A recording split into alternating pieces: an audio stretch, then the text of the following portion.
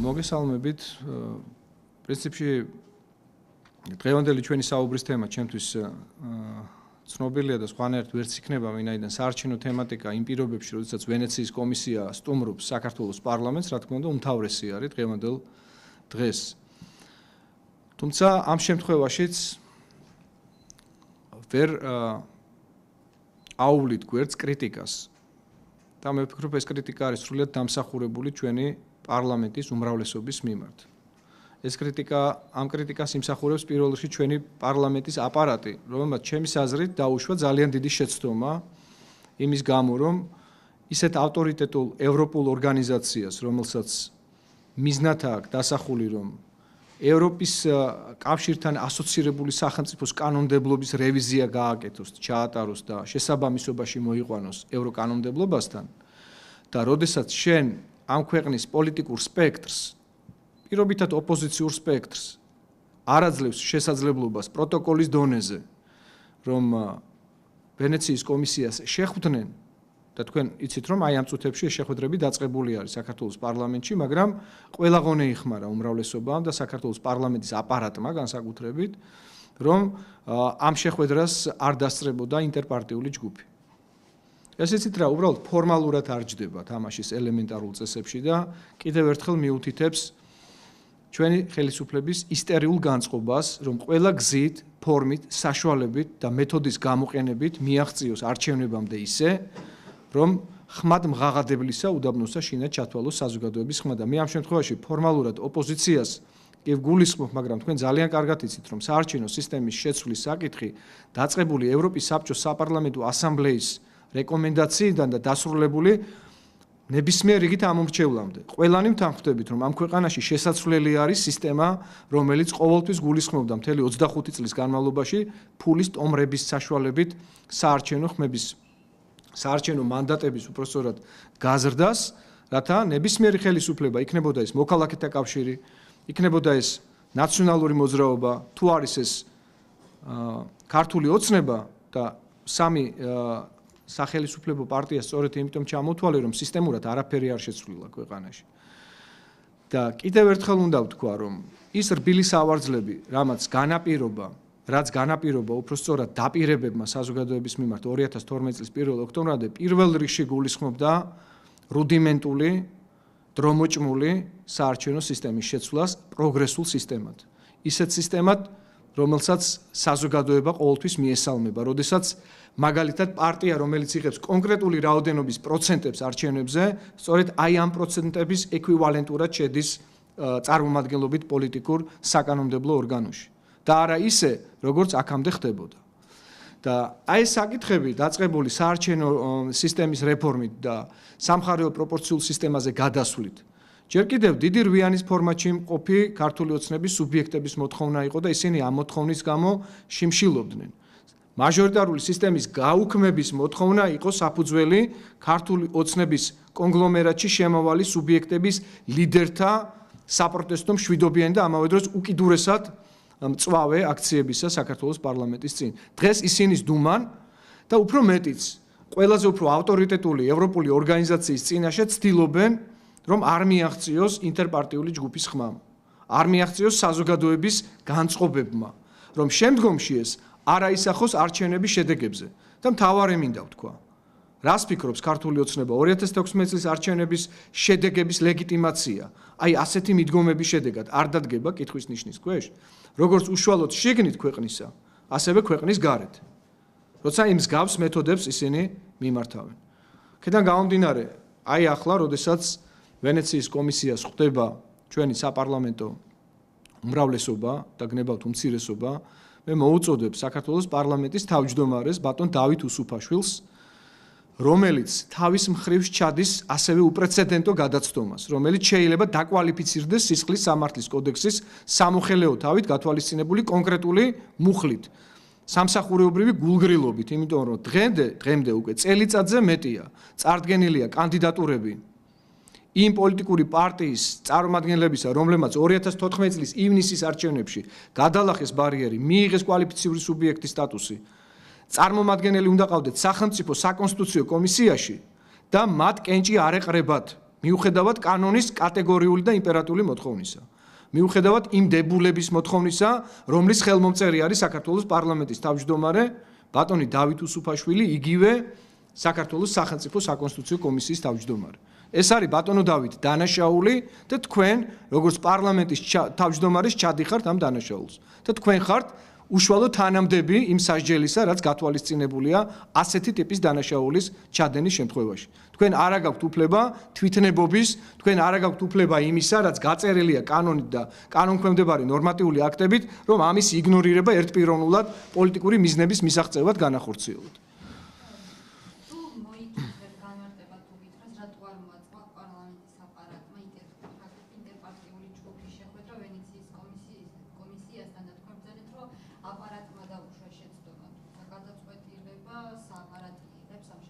დემოკრატიული მოძრაობა ერკვევა საქმის ვითარებაში. მე სანამ თქვენთან მოვდიოდი, სწორედ ამ მომენტში გახდა, ამ პროცესში გახდა ცნობილი, რომ ინტერპარტიულ ჯგუფს ვერ ხვდება ვენეციის კომისიას სწორედ დაუდევრობის გამო, რომელიც ჩაიდინა ამ შემთხვევაში საქართველოს პარლამენტის აპარატმა და აი ჩემი პრესკონფერენციის მსვლელობის პერიოდში ეს საკითხი ირკვევა და მე ღრმად ვარ დარწმუნებული, რომ ძალიან მალე ალბათ ნათელი მოეფინება ამ ყველაფერს.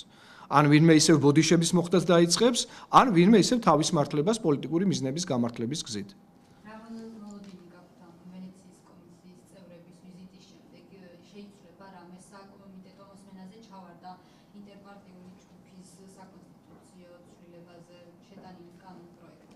გამომდინარე იქიდან, კარგი კითხვაა. გამომდინარე იქიდან, რომ ვენეციის კომისიას ყოველთვის ჰქონდა 2014-15 წლებში გაცხადებული საკუთარი რეკომენდაციები, რომელიც საარჩევნო სისტემის ცვლილებას და მთელ რიგ ცვლილებებს ორგანულ კანონში ეხებოდა და გამომდინარე იქიდან, რომ ეს რეკომენდაციები ფაქტობრივად არ შეცვლილა, უпростоრად არ შესრულებულა, მე შემიძლია ვივარაუდო, რა თქმა უნდა, რომ ვენეციის კომისიის რეაქცია ამ შემთხვევაში იქნება ადეკვატური. სხვანაირად ვერ ვივარაუდებ და არ არსებობს ბუნებაში შესაძლებლობა იმისა, რომ ლოიალური იყოს ვენეციის კომისია ჩვენი ხელისუფლების მიმართ. ასეთი უმნიშვნელოვანესი არჩევნების ჩატარების წინ. არჩევნებისა, რომელიც 7 თვის თავზე უნდა ჩატარდეს ჩვენს ქვეყანაში, არაფერი არ გაკეთებულა რეალურად საარჩევნო სისტემის გასაუმჯობესებლად.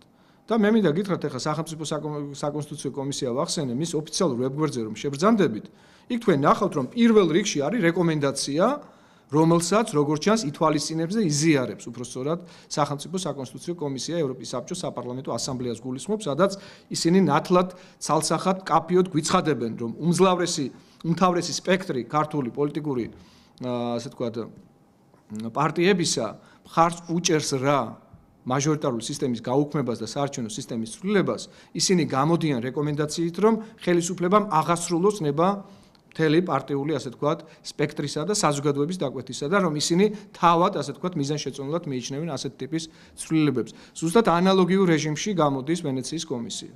და როგორი უნდა იყოს მისი შთაბეჭდილება შეუსრულებელ რეკომენდაციებთან დაკავშირებით თუ არა მწვავე, რომელიც გამოხატული იქნება შესაბამისი ფორმით. დიდი მადლობა ამ საკითხთან დაკავშირებით. თუ ნებას მომცემთ, თუ მაქვს კიდევ ერთი მაქსიმუმ 5 წუთი, მეტად არ დავტვირთავ სააგენტო პირველს. მე არ მაქვს უფლება არ გავაკეთო განცხადება იმ საკითხთან დაკავშირებით, რომელიც პირადად შევისწავლე, ამ შემთხვევაში ეს არის ჩემი სუბიექტური განცხადება და არ მინდა რომ თქვა პარტიის სახელით გავაკეთო ეს განცხადება, იმიტომ რომ პარტიის სახელითაც გაკეთდება ალბათ ცოტა ხანში, მას შემდეგ რაც საბოლოოდ გახდება ცნობილი სურათი რა ხდება საბანკო სექტორში.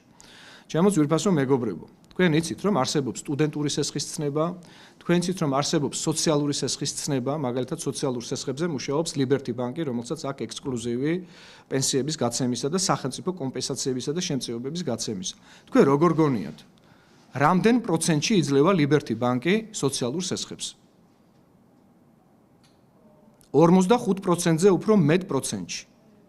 თქვენ როგორ გონიათ, ბანკები, რომლებიც სტუდენტურ სესხებზე მუშაობენ ქვეყანაში, რამდენ პროცენტში იძლევიან სტუდენტურ სესხებს? 20%-ში. და ეს იმ პირობებში, როდესაც იპოთეკური სესხები ჩამოვიდა 9%-მდე, 9.5, 10% მაქსიმუმ, როდესაც სამომხმარებლო სესხები მტკიცდება 11%-ში და რაც ყველაზე მთავარია რა არის, იცით რომ? როდესაც ჩვენ გვეუბნევიან, რომ სესხის გაცემის საკომისიო, უბრალოდ სესხის გაცემის საპროცენტო განაკვეთი არის თქვა 11%, რეალურად თუ კი თქვენი ამ საპროცენტო განაკვეთს დათვლით, აღმოჩნდება რომ ეს არ არის 11%, არამედ ეს არის ეგრეთ წოდებული ეფექტური მაჩვენებელი, რომელიც ცილდება 18-19%-ს. ეს არის სპეკულაციური ხასიათის მიდგომები, რომელიც წახალისებულია ჩვენი ხელისუფლებისგან. და თავარი მინდა გითხრათ. ბატონმა ბიძინა ივანიშვილმა უზრუნველყო ბანკი ქართუს მენეჯმენტის პროექცირება ქართულ ხელისუფლებაში. სახელისუფლებო გუნდი, თავარი ეკონომიკური გუნდი არის პრაქტიკულად ქართულ ჯგუფის ბანკირთა შემადგენლობა. ჩემთვის ძალიან ღრმად საპატივცემულო პრემიერ-მინისტრი ბატონი გოგი კვირიკაშვილი, რომელიც გახლავთ ბანკი ქართუს ერთ-ერთი მმართველი, ბატონი ლილუაშვილი, რომელიც ახლახანს დაინიშნა ვიცემერად თბილისის, ბატონი ქუმსიშვილი, რომელიც ასევე არის ბანკი ქართუს ბანკირი, ბატონი ხაბაძე, უბრალოდ რომელიც აჭარას წარმოადგენს და ასევე გახლავთ ბანკი ქართუს ბანკირი. ეს ადამიანები ძალიან კარგად უნდა ერკვეოდნენ საბანკო მენეჯმენტში, ხო? იმიტომ რომ ისინი იყვნენ წლების განმავლობაში წარმოადგენენ ბანკს. დღეს ისინი წარმოადგენენ საქართველოს სახელმწიფოს ხელისუფლებას. ვინ თუ არა მათ უნდა უზრუნველყონ ადამიანის უფლებების დაცვა საბანკო სექტორში, გულისხმობ იმ მომხმარებელთა სრულად გაუსაძლის მდგომარეობას, რომლებსაც აღებული აქვთ სესხი დოლარში, ევროში, უცხოურ ვალუტაში, წირი შემოსავალი აქვთ, ისედაც ინფლაცირებული შემოსავალი აქვთ, დევალვირებული უბრალოდ შემოსავალი აქვთ ლარში და ვერ ახერხებენ ვერანაირად რომ დაფარონ უცხოურ ვალუტაში აღებული სესხები და იმის მაგივრად რომ ეროვნულ ბანკთან შესაბამის კომუნიკაციაში შესაბამისი საკანონმდებლო ბაზის გამოყენებით გნებავთ პოლიტიკური განცხადებების დონეზე. აი ზუსტად ისეთი განცხადების დონეზე, მაგალითად როგორც ბატონმა გოგი კვირიკაშვილმა თქვა, რომ ონლაინ თამაშების შეზღუდვა უნდა მოხდეს საკანონმდებლო დონეზე.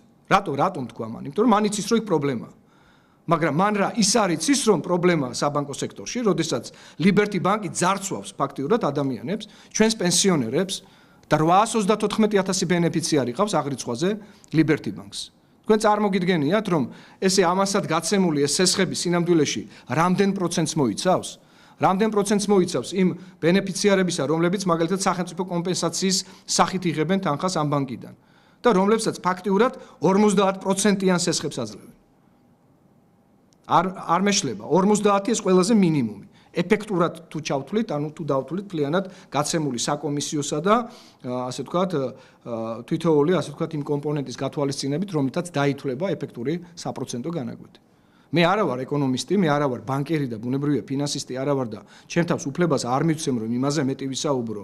რისი კომპეტენციაც და ცდომაც გამაჩნია საკუთარი პრაქტიკიდან გამომდინარე, ამიტომაც ვაცხადებ რომ ეს არის ჩემს მიერ შესწავლილი ძალიან მწვავი საკითხები და მე ვფიქრობ თუ ქვეყანას ყავს რეალურად ომბუდსმენი და სახალხო დამცველი, თუ ქვეყანას ყავს ეკონომიკური ომბუდსმენი, რომელიც ბიზნეს ომბუდსმენი სახელწოდებით არის ცნობილი, პირველ რიგში ეს საკითხები არის მოსაგვარებელი.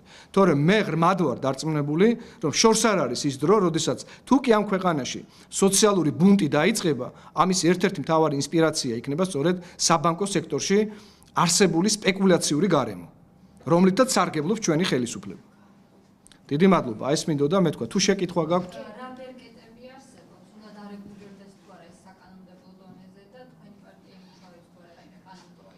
რა თქმა უნდა, არსებობს ბერკეტი, ეს არის ეროვნული ბანკი, რომელიც საჯილდაო ქვათ ქცეულა დღემდე და ვეღარ გაგვიგია, ესე იგი, საბოტაჟს ეწევა ეს ბანკი, ამას აცხადებენ ჩვენი პარლამენტის წევრები, მთავრობის წარმომადგენლები, თუ საბოტაჟს ეწევა, უნდა დავიჭიროთ ესეთი ადამიანი და მივცეთ პასუხისგებაში.